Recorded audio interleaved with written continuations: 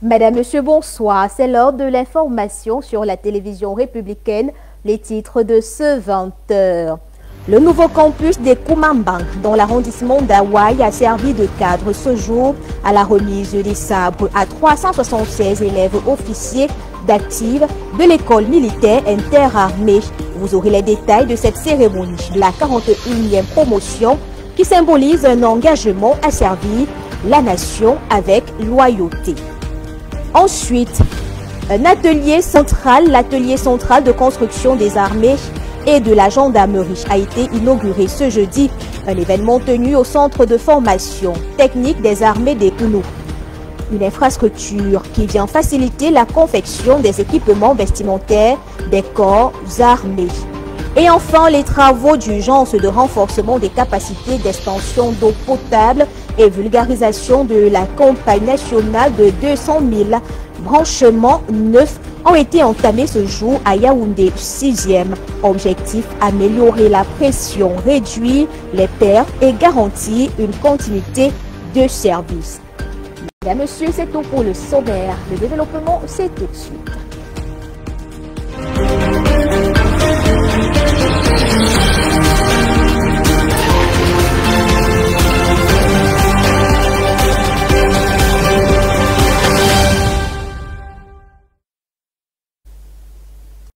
À l'ouverture de ce journal, prenons ce tweet du président de la République. Ces élections seront un nouveau test de notre maturité politique, de notre aptitude à assumer les lois de la démocratie que nous avons choisies. Elles devront se dérouler sans passion, dans un esprit de tolérance, dans la discipline et la paix sociale.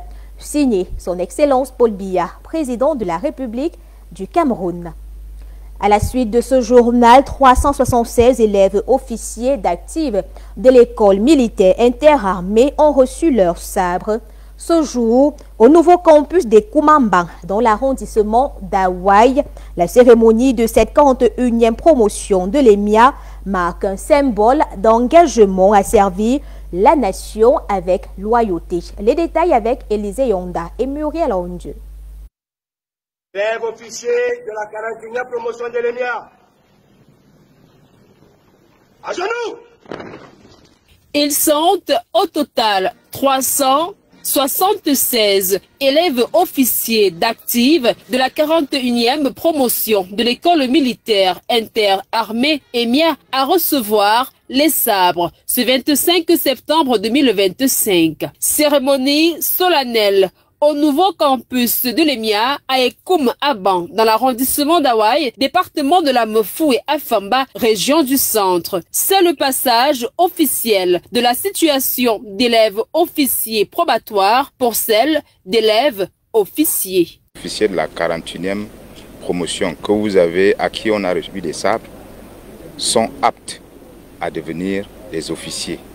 Ils sont aptes à poursuivre la formation pour devenir officier.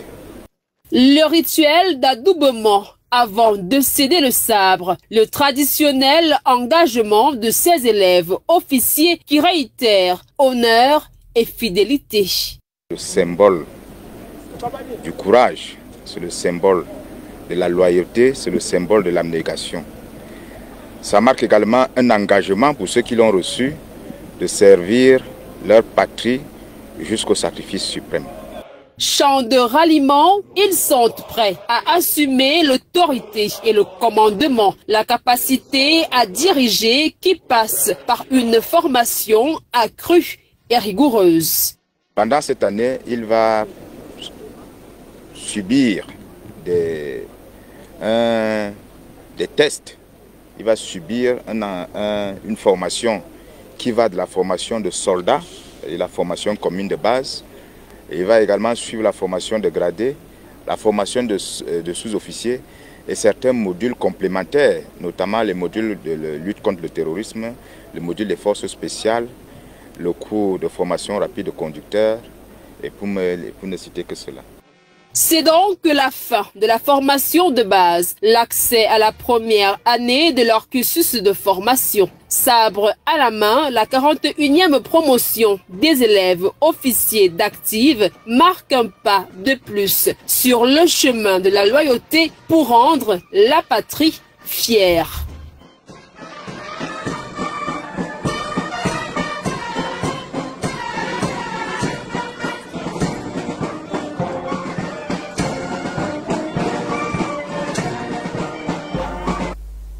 Inauguration ce jeudi de l'atelier central de construction des armées et de la gendarmerie. La cérémonie s'est tenue au centre de formation technique des armées des Kounou. Cette infrastructure vient faciliter la confection des équipements vestimentaires des corps armés. Madouché Kuate et Claudia Mobenkono pour les détails.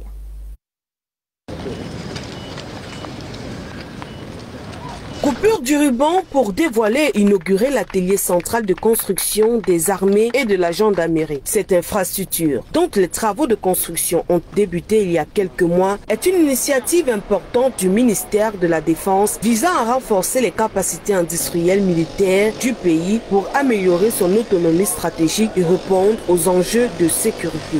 L'objectif stratégique de ce plan de développement des capacités militaro-industriel est de réduire la forte dépendance vis-à-vis des partenaires étrangers et de conquérir progressivement l'autonomie stratégique de nos forces afin de répondre aux besoins logistiques générés par les défis sécuritaires actuels et à venir. Cette nouvelle page qui s'écrit grâce à l'appui de plusieurs autres départements ministériels ici représentés et le partenaire Visa Longchamp, SAR, maître d'ouvrage, cette usine équipée à neuf permettra de produire et réaliser une large gamme d'équipements vestimentaires pour les corps armés d'ici et d'ailleurs. Le de confection que nous inaugurons ce matin est certes la propriété du ministère de la Défense. Mais il est un outil de production au profit des autres corps en tenue qui pourraient solliciter ces prestations pour la production des tenues officielles de leur personnel. À charge pour eux d'en exprimer le souhait formé de notre projet.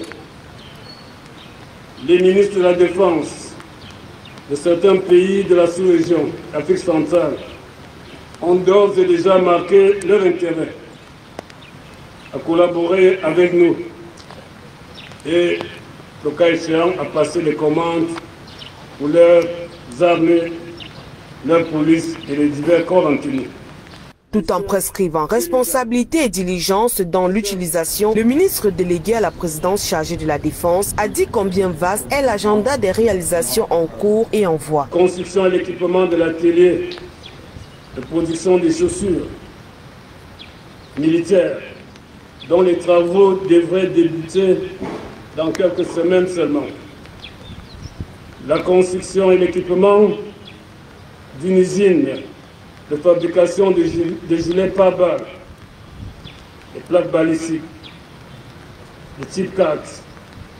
La production déjà lancée de spécimens de véhicules blindés statiques au standard Stanac en liaison avec une entreprise locale disposant d'ateliers et d'une expertise avérée à Douala. Avec cette réalisation, le Cameroun se positionne comme acteur de production industrielle pour l'Afrique, marquant ainsi un changement significatif de paradigme.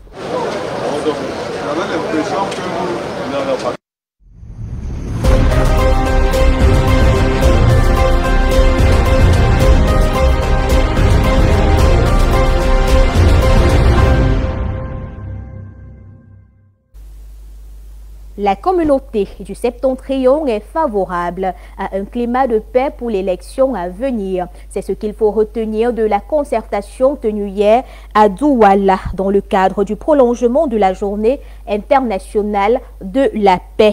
Par la même occasion, elle a exprimé son soutien au candidat Paul Biya pour l'élection présidentielle à venir. Les détails avec Sylvain Songo et Marthe Mati. Tous pour une cohabitation pacifique avec les communautés vivant sur la terre de Douala. Il est fort ce message des chefs de communautés et des leaders d'associations ressortissants du Septentrion vivant sur ces terres du Vouri, ragaillardis autour des valeurs de paix par l'émissaire de Mounouna Futsu, ministre de la Jeunesse et de l'Éducation civique et ministre de l'Emploi et de la Formation professionnelle par intérim. Le contexte est fort parleur. Cette rencontre visait à sensibiliser les différentes communautés du Septentrion basées à Douala, plus précisément, pour que les élections qui arrivent, ou l'élection présidentielle du 12 octobre qui est annoncée, qu'elle se passe dans la paix, la concorde, la cohésion sociale, le vivre ensemble. Il ne faut surtout pas, pour ces derniers, prêter le flanc aux sirènes irrédentistes de la déstabilisation. Que nos différentes communautés ne se laissent pas embarquer par les fauteurs de troubles, parce que de part et d'autre, nous entendons des discours de haine, nous entendons, n'est-ce pas, des voix qui se lèvent à l'insurrection, qui demandent l'insurrection, et donc nous donnons, n'est-ce pas, des conseils à nos communautés de ne pas suivre ces criminels qui voudraient voir le Cameroun en feu et en sang. Et en reconnaissance à l'endroit du chef de l'État, Paul Biya, pour la double confiance gouvernementale accordée à leurs frères, le soutien électoral est assuré. Nous avons dit qu'une seule voix ne manquera pas. Elles seront destinées à ce mendiant de paix parce que nous voulons la paix. Nous sommes là face à l'océan. À qui irions-nous? Face à l'océan. Traverser à la nage? Non. Donc, nous n'avons qu'une seule chose, c'est la paix. Rien que la paix et toute la paix. Et nous sommes des hommes de parole. Mais des préoccupations ont fait l'objet des échanges au cours de cette rencontre, notamment l'absence des infrastructures routières dans le septentrion, de l'eau et de l'énergie électrique, majorée du chômage des jeunes. Des revendications que promet de transmettre l'émissaire du MINJEC et Minefop par intérim, à qui de droit. Le ministre de la Jeunesse et de l'Éducation civique ne peut à lui seul tout faire. Et pour cela donc, les doléances qui ne sont pas de son ressort ou qui ne rentrent pas dans son champ de compétences vont être transmises certainement à qui de droit, et celles auxquelles il pourrait apporter des solutions pourraient justement être résolues au niveau de son département ministériel. C'est avec le revêtement de cette paix voulue que sont enclins à prendre d'assaut, pour Paul Biya, les membres de cette communauté lors du scrutin qui pointe.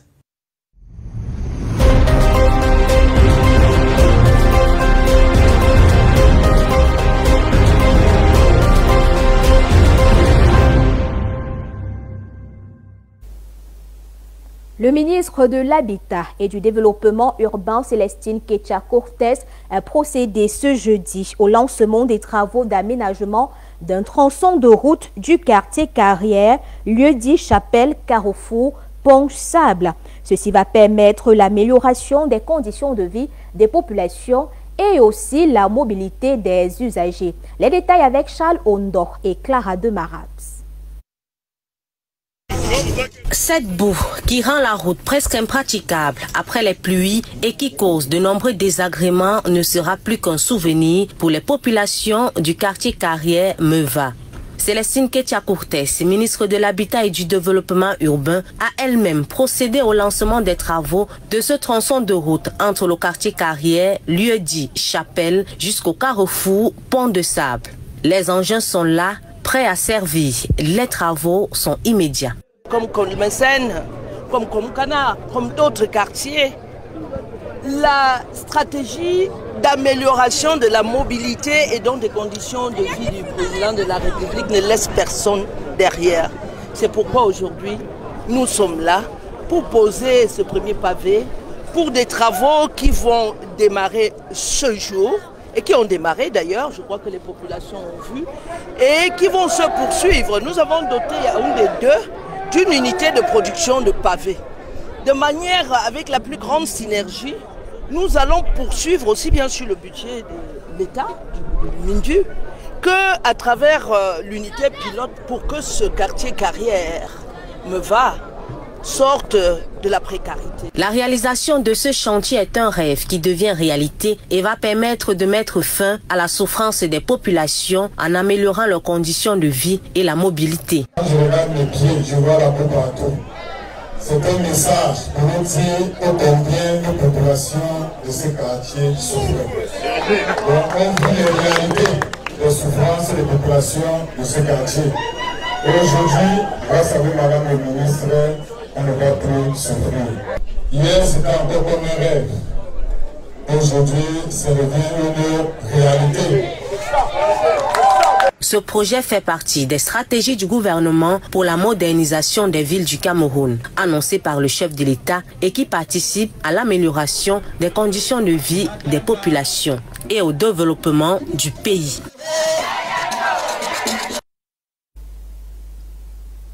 À présent, parlons des travaux d'urgence de renforcement des capacités d'extension d'eau potable et vulgarisation de la campagne nationale de 200 000 branchements neufs qui ont été lancés ce jour dans l'arrondissement de Yaoundé 6e. Il s'agit d'améliorer la pression, réduire les pertes et garantir une continuité de service. Pour le moment, les quartiers bénéficiaires sont Mondong, Simbok, Jouvence et Bom-Damas, Mbalngok et les alentours.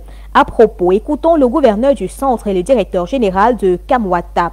Il s'exprime dans cet extrait sélectionné par Antoine Okala. Nous savons que l'eau c'est la vie.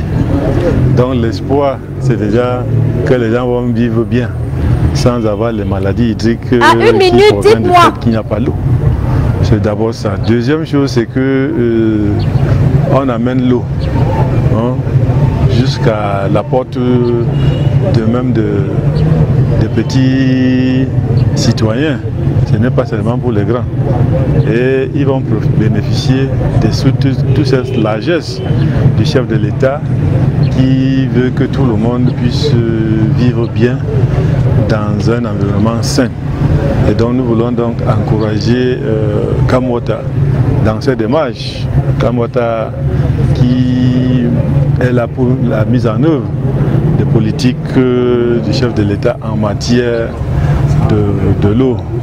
Donc nous voulons tout simplement demander aux populations d'adhérer à cette politique et de ne pas empêcher. Ce qui est fait, c'est trois choses en une seule occasion.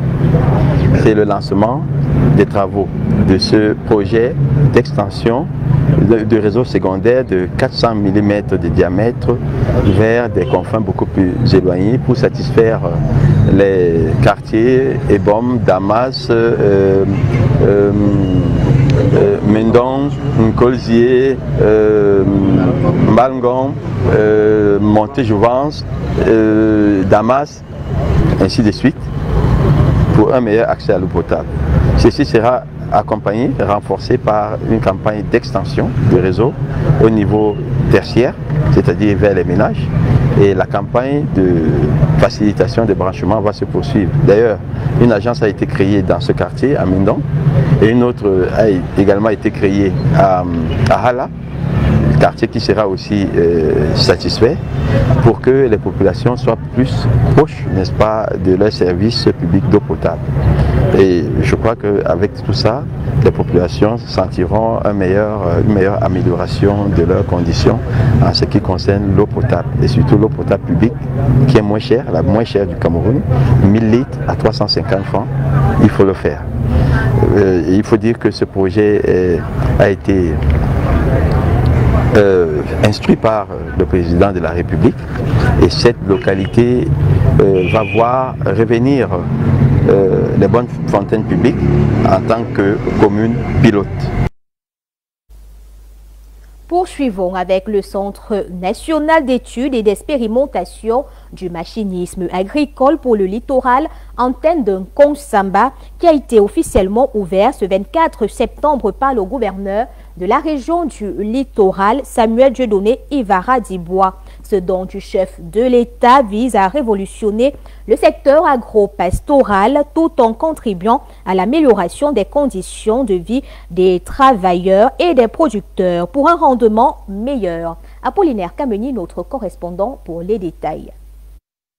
La ville de Nkonsamba, dans le département du Mungo, a vibré ce 24 septembre 2025 au rythme de la cérémonie d'ouverture officielle de l'antenne régionale de mécanisation agricole de Nkonsamba. L'événement qui a connu l'installation du chef de la dite antenne a été présidé par le gouverneur de la région du littoral, Samuel Dieudonné Ivahadibois, en présence des producteurs, de plusieurs autorités administratives, religieuses et traditionnelles. Ces producteurs, vous serez amenés à produire davantage pour approvisionner ces différents marchés locaux.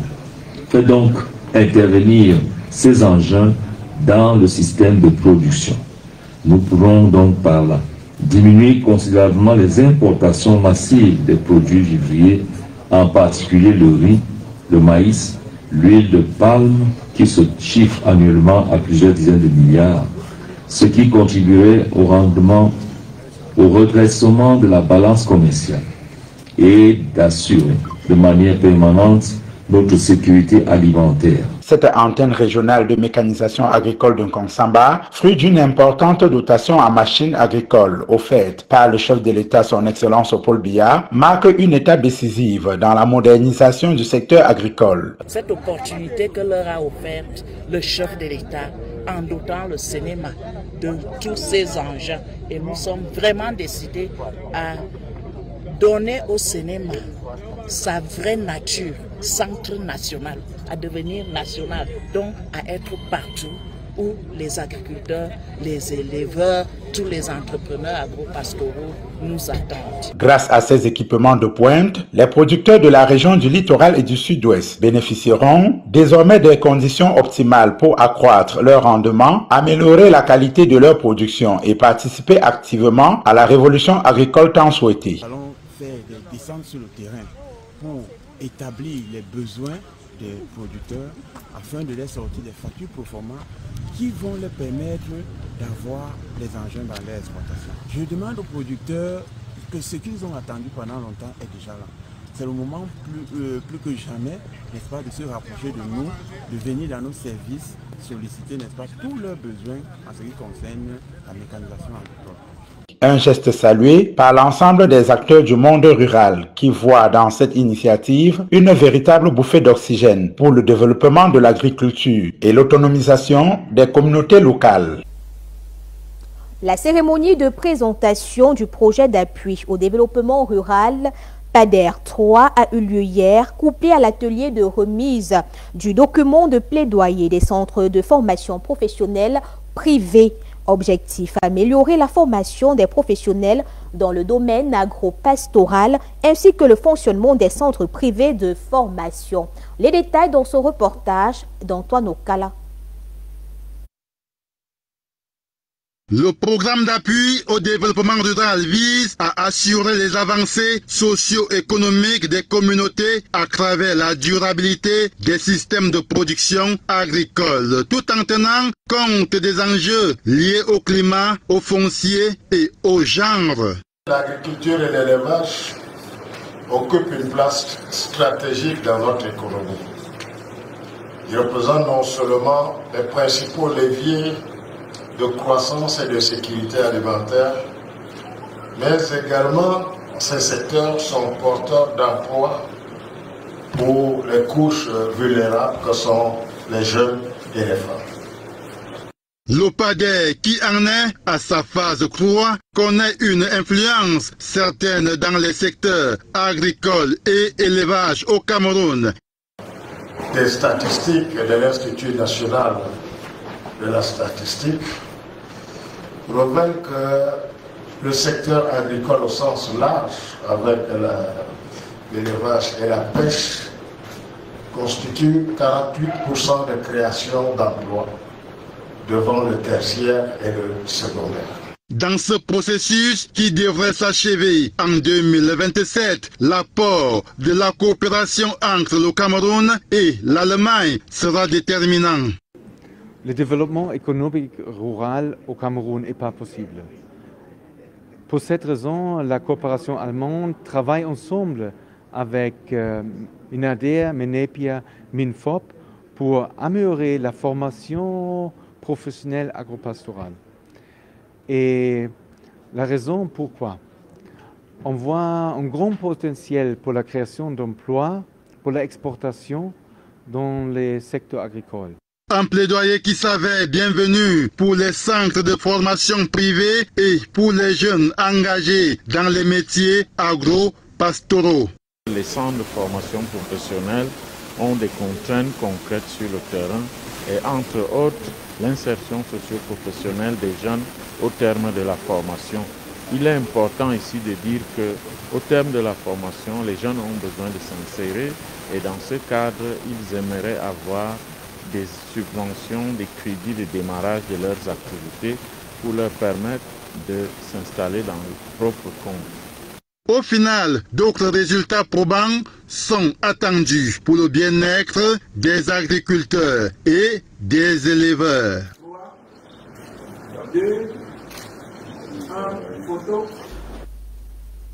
La deuxième édition du dîner débat entre le gouvernement et les entreprises du secteur bancaire s'est tenue hier à Yaoundé. Le thème, l'information financière de la jeunesse, un atout pour le développement des entreprises du secteur bancaire au Cameroun. Les détails de cette cérémonie présidée par le ministre de la Jeunesse et de l'Éducation civique avec Charles Ondo et Chérubin Amougou. Le rapport entre le jeune et l'argent est le facteur principal de l'échec de la plupart des projets envisagés. Il est donc important d'éduquer les jeunes au bas âge pour leur permettre la bonne compréhension de la création de la richesse en grandissant. Le ministère de la Jeunesse l'a encore souligné lors de la deuxième édition du dîner débat qu'il organise avec les entreprises du secteur bancaire à l'occasion de la semaine de l'argent.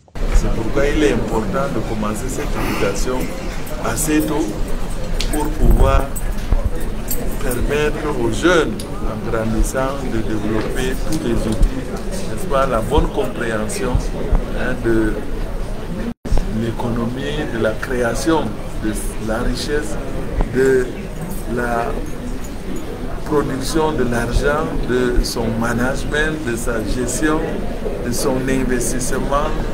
Et la carte jeune biométrique est l'outil essentiel pour permettre aux jeunes de mieux gérer leur rapport avec l'argent et créer des facilités. La promotion de cette éducation financière et économique est la carte jeune biométrique et que de plus en plus de jeunes accéderont, n'est-ce pas, à ce service à travers cette carte jeune biométrique. L'éducation est la chose la mieux partagée pour une inclusion financière. Un plaidoyer est en cours pour la mise en place d'un programme national d'intelligence de l'éducation financière en faveur des jeunes. Nous avons soutenu le plaidoyer que le gouvernement du Cameroun, sous l'impulsion du président Biya, met en place un programme national d'intelligence et d'éducation financière en direction de la jeunesse. De façon précoce, nous devons le faire et intégrer cela dans le système éducatif.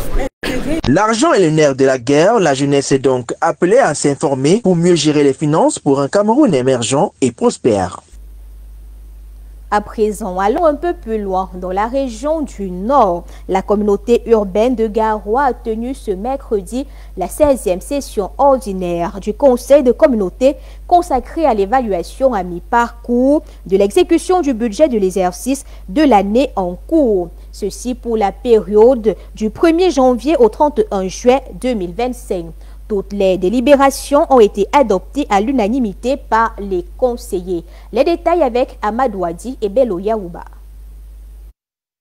La 16e session ordinaire du Conseil de communauté urbaine de Garoua est consacrée à l'évaluation à mi-parcours de l'exécution du budget de l'exercice 2025 pour la période du 1er janvier au 31 juillet 2025 est un exercice citoyen et républicain contenu dans le Code général des collectivités territoriales décentralisées. Selon le maire de la ville de Garoua et président du Conseil de communauté, ce conseil a permis d'évaluer l'exécution des projets. C'est un conseil qui nous a permis d'évaluer d'abord le programme, le projet d'exécution de nos projets, c'est-à-dire le projet d'investissement annuel de la communauté urbaine de Garoua. Nous avons passé à peine ce programme et le PIA de la communauté urbaine de Garoua est donc exécuté à plus de 70%. Le maire de la ville a également exprimé quelques difficultés. Bon, les principales difficultés que nous avons rencontrées lors de l'exécution de ce budget-là, vous savez, avec l'entrée en vigueur de la procédure de passation des marchés par l'informatisation de la procédure de passation des marchés et aussi la mise en place de cautionnement SEDEC. Cela nous a posé beaucoup de problèmes lors de la passation de ces marchés. Cette session qui s'est déroulée en présence du préfet du département de la Benue, des conseillers et des partenaires au développement a permis de faire un état des lieux sur l'exécution du budget à mi-parcours, sur le plan d'investissement et de projeter des perspectives pour le bien-être des populations. Au-delà de nos frontières, la République démocratique du Congo et le Rwanda mettent en œuvre des mesures sécuritaires communes, alors qu'un accord entre les deux, négocié par les États-Unis, doit être signé le mois prochain.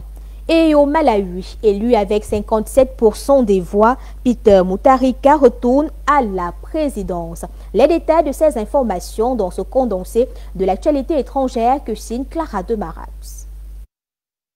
La RDC et le Rwanda ont convenu de commencer à mettre en œuvre des mesures de sécurité.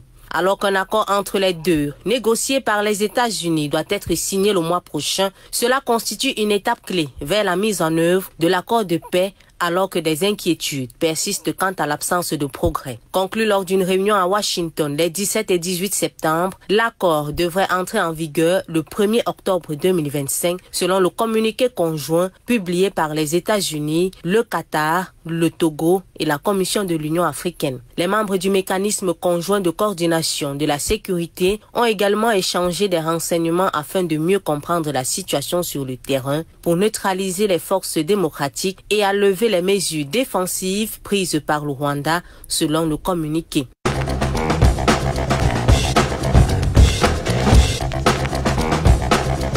Au Malawi, Peter Mutharika, chef du Parti démocratique progressiste, a été déclaré vainqueur de l'élection présidentielle du 16 septembre 2025. L'annonce a été faite ce mercredi par la commission électorale. L'ancien président a obtenu un large avantage sur le président sortant Lazarus Chakwera, soit 57% des voix contre 33%. Chakwera a immédiatement reconnu sa défaite plus tôt dans la journée. Ce résultat marque un retour politique majeur pour Mutharika, qui a été président de 2014 à 2020. La prestation de serment devrait avoir lieu 7 jours après la proclamation des résultats, selon la commission électorale.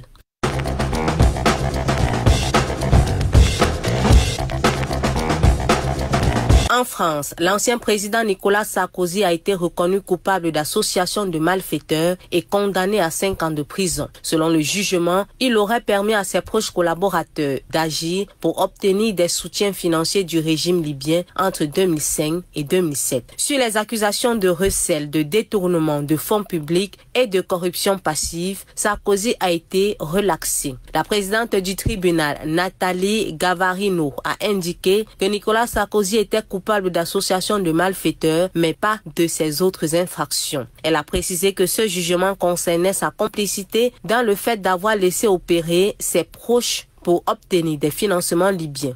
Claude Guéant, ancien directeur de campagne de Sarkozy, a été déclaré coupable d'association de malfaiteurs, de corruption passive, de trafic d'influence passif, de faux et usage de faux, ainsi que de blanchiment aggravé. Il est impliqué dans cette... En sport football, Georges Kalgon annonce sa candidature à l'élection du président de la Fédération camerounaise de football.